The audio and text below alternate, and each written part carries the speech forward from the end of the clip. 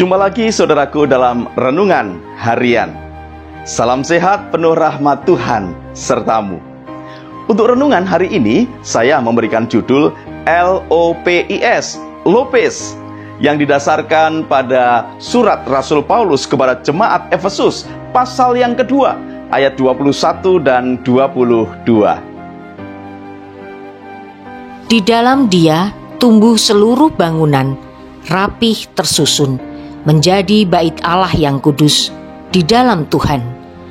Di dalam Dia kamu juga turut dibangun menjadi tempat kediaman Allah di dalam Roh.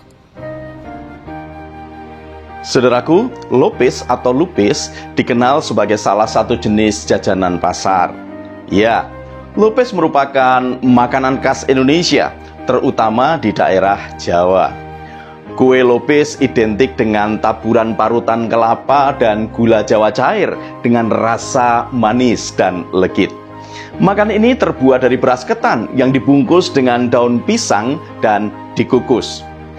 Karena dibungkus dengan daun pisang, maka pada umumnya lopis berwarna putih kehijauan.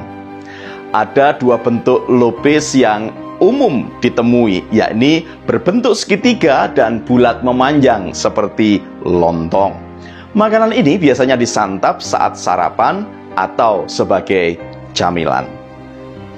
Bagi masyarakat Jawa, kue lopis ini juga memiliki makna filosofis tersendiri, yaitu pertama, mengajarkan tentang persaudaraan.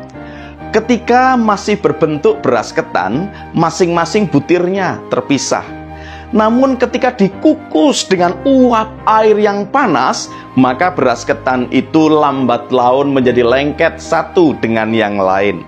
Hal ini mengajarkan bahwa ujian dan tantangan justru semakin mengeratkan persaudaraan. Kedua, menyimbolkan harapan. Untuk membungkus lopis dipakai daun pisang berwarna hijau. Warna hijau ini menyimbolkan pengharapan tentang proses yang akan semakin mematangkan karakter manusia, baik sebagai pribadi maupun kelompok. Ketiga, menyimbolkan kesediaan untuk menerima dan melengkapi. Lopis akan semakin nikmat bila disantap dengan taburan parutan kelapa dan siraman gula merah cair.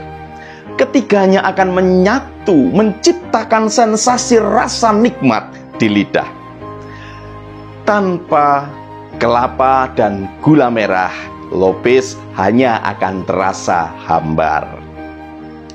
Filosofi lopis ini mengingatkan kita kepada salah satu nasihat Rasul Paulus kepada jemaat Efesus.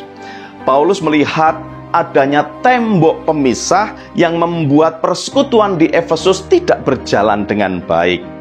Tembok ini adalah tembok kultural antara orang-orang Yahudi dan bangsa lain. Paulus memulai nasihatnya dengan membangun sebuah teologi yang tepat, yaitu identitas pribadi di hadapan Tuhan harus mendahului tindakan yang bersangkutan di depan orang lain.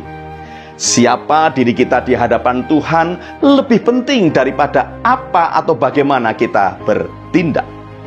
Paulus menyebutkan bahwa melalui karya penebusan Kristus, semua orang percaya, tidak peduli latar belakang etnis mereka, dipersatukan dan memperoleh jalan masuk yang sama kepada Allah yang benar. Itu bisa kita baca di dalam Efesus 2 ayat 11 sampai 18. Bahkan setiap pribadi yang percaya kepada Kristus disusun oleh Tuhan menjadi bait Allah di mana Allah berdiam di dalamnya. Paulus menyebutkan, di dalam Dia tumbuh seluruh bangunan, rapi tersusun menjadi bait Allah yang kudus di dalam Tuhan. Di dalam Dia kamu juga turut dibangun menjadi tempat kediaman Allah di dalam Roh. Paulus menegaskan bahwa setiap orang yang percaya kepada Kristus, siapapun mereka, bukan saja memiliki jalan masuk kepada Bapa, melainkan juga dipakai Tuhan untuk menjadi bait Allah yang kudus, tempat kediaman Allah. Bangunan ini dapat terwujud karena para rasul adalah fondasi bangunannya dan Kristus adalah batu penjurunya. Demikian Efesus 2 ayat 20. Sedangkan semua orang yang percaya kepada Kristus adalah pernak-pernik bagian dari bangunan tersebut. Seperti tadi dalam Efesus 2 ayat 21 dan 22.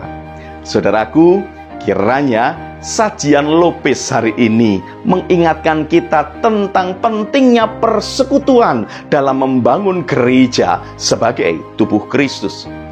Seperti halnya Lopez yang lengket, demikian pula seharusnya persekutuan kita tetap dekat satu dengan yang lain. Dan tentunya persekutuan kita tetap memelihara pengharapan tentang Allah, sang sumber kekuatan dan kehidupan.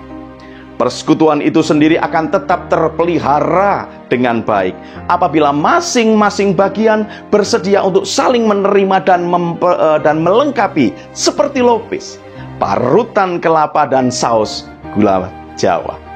Selamat berjuang, saudaraku. Tuhan Yesus memberkati. Salam guru dan keluarga.